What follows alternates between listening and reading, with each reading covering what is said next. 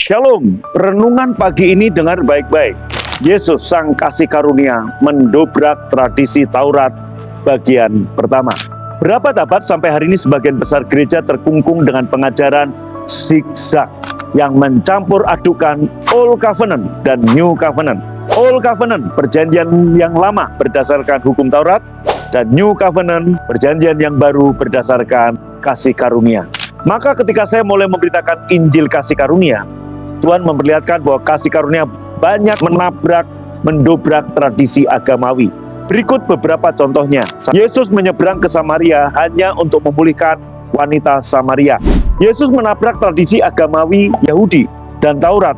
Kenapa? Karena orang Yahudi tidak diperbolehkan bergaul dengan orang Samaria yang penyembah berhala. Bahkan wanita Samaria yang ditemui Yesus adalah wanita yang tertolak di lingkungannya karena terkenal sudah 5 kali bersuami, dan yang tinggal sekarang dengan dia pun teman kumpul kebunnya, bukan suaminya.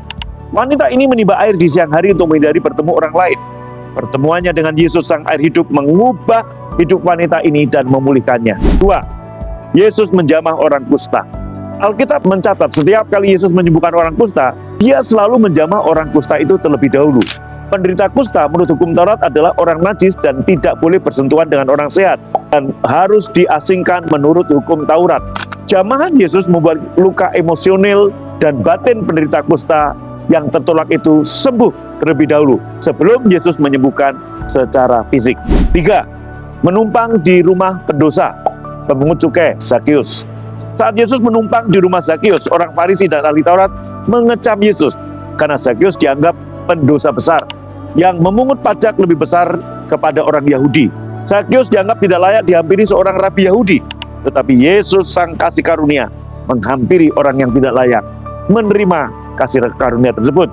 Yesus tidak akan menghampiri orang yang menganggap dirinya benar dan layak menerima kasih karunia karena perbuatannya atau ketaatannya pada hukum Taurat. Dan nomor 4, Yesus menabrak hukum Taurat. Yesus mengizinkan dirinya disentuh, dijamah, diurapi wanita pendosa dan najis. Yesus mengizinkan dirinya dijamah, dibasuh kakinya, dan diurapi oleh wanita yang terkenal pendosa di kota tersebut saat Yesus diundang di rumah Simon orang Farisi. Lukas pasal 7.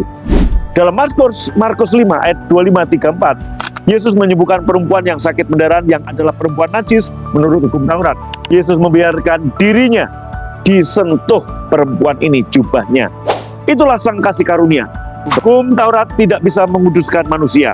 Hukum Taurat justru menunjukkan ketidakkudusan kita. Hukum Taurat tidak bisa membenarkan kita. Hukum Taurat justru menunjukkan ketidakbenaran kita. Hanya kasih karunia Yesus yang bisa menguduskan, membenarkan manusia lewat ketaatan Yesus di kayu salib. Tuhan Yesus memberkati dan shalom, amin. Like, subscribe, share renungan ini. Amin.